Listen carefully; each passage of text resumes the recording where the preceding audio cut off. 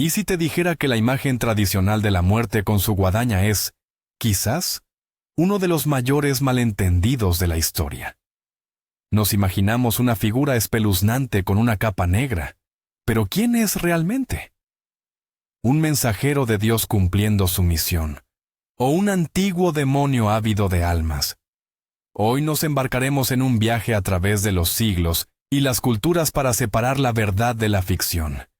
Y te prometo que, al final de este vídeo, tu percepción del ángel de la muerte cambiará para siempre. Para entender de dónde surgió esta figura, debemos remontarnos a la profunda antigüedad. La humanidad siempre ha temido a la muerte y ha intentado darle un rostro, una forma. Así era más fácil lidiar con el miedo a lo desconocido. La idea de un conductor de almas, o psicopompo, existe en muchas culturas. Basta con recordar a Anubis, el egipcio, o a Caronte, el griego. Pero la imagen más conocida del ángel de la muerte nace en las religiones abrahámicas, el judaísmo, el cristianismo y el islam. Y es aquí donde todo se vuelve mucho más interesante. Así pues, vamos a adentrarnos en cómo se percibe al ángel de la muerte en diferentes tradiciones. Para empezar, nos centraremos en una de las religiones abrahámicas más antiguas, el judaísmo. Y aquí nos encontramos con el primer punto interesante. En los textos judíos, como el Talmud y el Midrash, no existe un único nombre canónico para esta entidad. Se le nombra de diversas maneras: Samael, Gabriel y a veces incluso Azrael, un nombre que volveremos a encontrar en el Islam. Esta diversidad de nombres ya sugiere lo esencial. Su figura es compleja y multifacética. Pero la idea más crucial que debemos entender es que el ángel de la muerte en el judaísmo no es una encarnación del mal, en absoluto. Olvídense del demonio malévolo que persigue almas por puro odio. Aquí es más bien un mensajero celestial, una especie de funcionario que cumple una orden directa del Todopoderoso. Su trabajo es llevarse el alma de una persona cuando llega su hora, ni antes ni después. Imaginemos que no actúa por voluntad propia. No elige a sus víctimas ni disfruta de su sufrimiento. Simplemente cumple una orden. En algunos textos se le describe como un ser completamente cubierto de ojos. Esto simboliza que es imposible esconderse de él cuando llega el momento. Existe también una imagen muy vívida, incluso escalofriante, que describe su método. Se dice que el ángel de la muerte se para a la cabecera del moribundo con una espada en la mano. En la punta de esa espada pende una gota de hiel. Al verlo, la persona, aterrada, abre la boca, y esa gota cae en su interior, provocando la muerte. Esto, por supuesto, es una metáfora, pero transmite perfectamente la sensación de miedo e inevitabilidad. Pero el ejemplo más revelador, que lo distancia de una vez por todas de la imagen de un monstruo sin alma, es la historia de la muerte del profeta Moisés. Cuando el ángel de la muerte se le apareció, Moisés no se resignó sin más. Comenzó a discutir con él, se negó a irse e incluso lo ahuyentó. Este diálogo demuestra que incluso los más grandes de los hombres se someten a la ley universal, pero también que el ángel de la muerte no es una fuerza ciega. Es una entidad con la que se puede hablar, a la que se le puede replicar. Finalmente, Moisés acepta su destino, pero muere no por la mano del ángel, sino por el beso de Dios. Así pues, en la tradición judía, el ángel de la muerte es un elemento necesario e ineludible del universo. Puede ser temible e intimidante, pero no es un enemigo. Es simplemente una parte del plan divino, el ejecutor de la tarea más compleja y triste del universo. Pero, ¿y en el cristianismo? Parecería que aquí es donde deberíamos hallar a nuestro protagonista en todo su esplendor. Sin embargo, aquí nos aguarda quizás la mayor de las sorpresas. Si abres la Biblia y buscas un personaje llamado Ángel de la Muerte, te darás cuenta de que no lo encontrarás. Sí, has oído bien. En los textos canónicos del cristianismo, simplemente no existe tal figura. Claro, La Biblia sí menciona ángeles que traen destrucción o la muerte por mandato divino. Por ejemplo, el ángel que hirió a los primogénitos de Egipto durante el Éxodo, o el que aniquiló al ejército asirio. Pero estos son siempre ejecutores anónimos de la ira divina, no un personaje concreto con el título de ángel de la muerte. La única imagen que se asemeja remotamente a lo que buscamos es la de uno de los 4 jinetes del Apocalipsis, descritos en el libro de la Revelación de Juan. Su nombre es Muerte. Cabalga sobre un caballo pálido, y el infierno le sigue. Pero no es un ángel. Es una fuerza mucho más abstracta, primigenia e imponente, la personificación del fin mismo. Entonces, ¿de dónde proviene la imagen que conocemos? Ese que conocemos como la Parca o el Grim Reaper, con su túnica negra con capucha y una enorme guadaña en las manos. Nació mucho después, en la cultura de la Europa medieval. Y la principal razón de su aparición fue la peste. Imagina la Europa del siglo XIV. La peste negra diezmaba ciudades y pueblos, cobrándose la vida de millones. La muerte estaba por todas partes, se había vuelto algo cotidiano, y la gente intentaba desesperadamente darle un sentido, una forma visual. Fue entonces cuando nació la figura alegórica del esqueleto ataviado con una capa. ¿Y por qué la guadaña? También es un símbolo muy poderoso. La guadaña es la herramienta del segador, el que recolecta la cosecha. En este caso, la cosecha son las almas humanas. Esta metáfora era comprensible para cualquier campesino. El segador no es bueno ni malo. Simplemente hace su trabajo, segando por igual a justos y pecadores, a ricos y pobres. La guadaña igualaba a todos frente a la muerte. Así que nuestra famosa Parca no es un personaje bíblico. Es el fruto del folclore popular, del miedo a las epidemias, y del intento del arte de lidiar con una realidad aterradora. Se convirtió en un fenómeno cultural que, con el tiempo, se arraigó profundamente en nuestra conciencia y prácticamente suplantó todas las demás imágenes. Es un clarísimo ejemplo de cómo la cultura humana crea por sí misma símbolos poderosos para explicar los fenómenos más aterradores del mundo.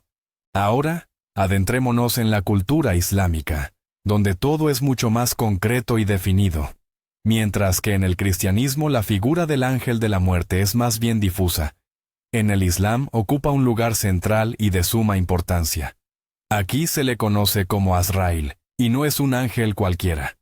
Azrail es uno de los 4 grandes arcángeles, junto a Gibril, Gabriel, Micail, Miguel e Israfil.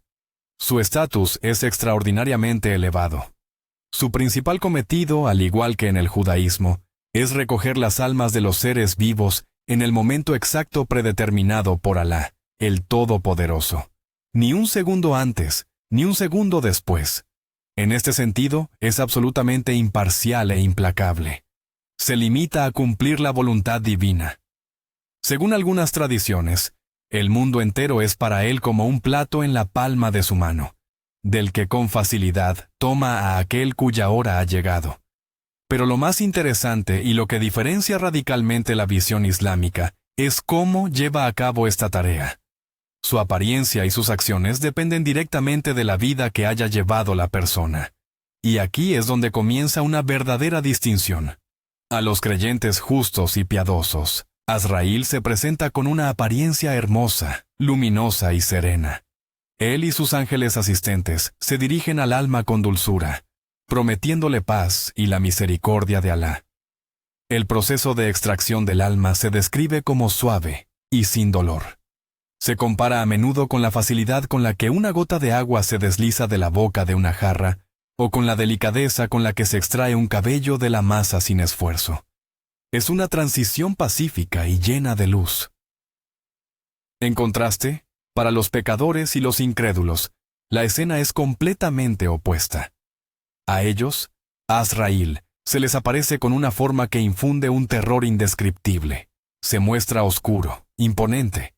Su mirada y su sola presencia paralizan de miedo.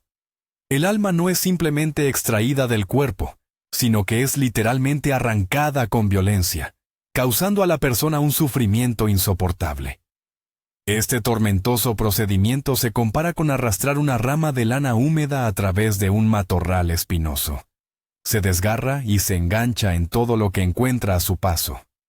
De este modo, en el Islam, el ángel de la muerte no es un mero ejecutor. Es el primer espejo de la justicia divina con el que el alma se encuentra. Su aparición es ya el comienzo de la retribución por las acciones cometidas en la vida terrenal. Es una concepción muy clara y definida, que no deja lugar a dudas ni ambigüedades. Y para concluir, echemos un vistazo en qué se ha convertido el ángel de la muerte en nuestros días. ¿Cómo percibimos a este personaje hoy, en el siglo XXI? Pues hoy podríamos decir que lleva una vida propia, completamente desvinculada de los antiguos textos religiosos. La cultura pop contemporánea ha tomado esta poderosa imagen y la ha reinterpretado de cientos de maneras distintas, a menudo transformándola en la antítesis de su significado original. Por un lado, aún lo concebimos como el villano clásico. En películas de terror, videojuegos y fantasía oscura, a menudo se presenta como un asesino implacable, un demonio o una fuerza destructiva e inexorable. Esta imagen sigue apelando a nuestros miedos primarios ante lo desconocido y el fin. Es el antagonista perfecto, porque es imposible derrotarlo de forma definitiva.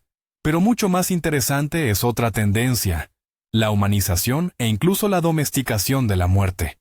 La cultura ha empezado a preguntarse, ¿cómo es ser la muerte? ¿Qué siente él? ¿No estará cansado de su trabajo? Y esto ha llevado a la aparición de imágenes completamente nuevas e inesperadas.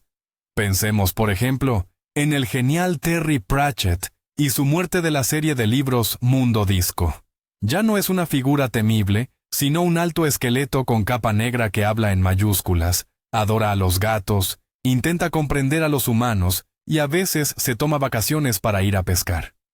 Es un filósofo, un trabajador cansado de la eternidad, y provoca en el lector no miedo, sino simpatía e incluso compasión. O tomemos la película Conoces a Joe Black, donde la muerte, en el cuerpo de Brad Pitt, viene a la Tierra para experimentar la vida humana y se enamora. De una fuerza omnipotente, se transforma en un personaje ingenuo, curioso e incluso vulnerable. Estos ejemplos demuestran cuánto ha cambiado nuestra relación con esta figura. Intentamos domar el miedo a la muerte a través del humor, la ironía y la romanticización.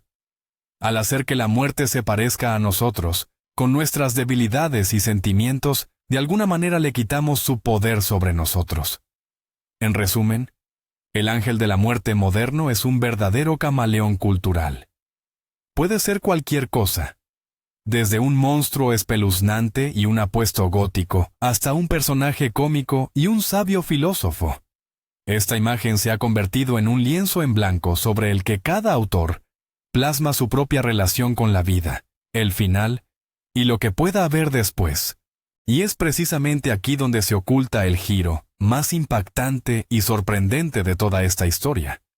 La imagen que solemos tener de un demonio encapuchado, tenebroso y siniestro, no es la original.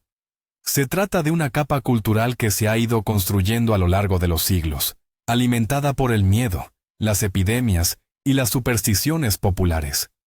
En la mayoría de los textos religiosos antiguos, el ángel de la muerte no representa el mal. Es simplemente una función, implacable e imparcial, pero no inherentemente maligna por naturaleza. Es un sirviente de una fuerza superior, un burócrata celestial que simplemente concluye los asuntos terrenales. Comprender esto cambia por completo nuestra percepción. Ya no es la historia de un monstruo que nos persigue. Es, en cambio, la historia de cómo la humanidad, a lo largo de milenios, ha intentado comprender y aceptar la inevitabilidad del fin. El ángel de la muerte es un espejo que refleja nuestros propios miedos y esperanzas frente al mayor misterio de la existencia. Entonces, ¿ángel o demonio? La respuesta, como se revela, es mucho más compleja. No es ni lo uno ni lo otro, y a la vez es ambas cosas. Su imagen depende de quién lo mire, cuándo y con qué disposición de corazón. Gracias por haber visto este video hasta el final.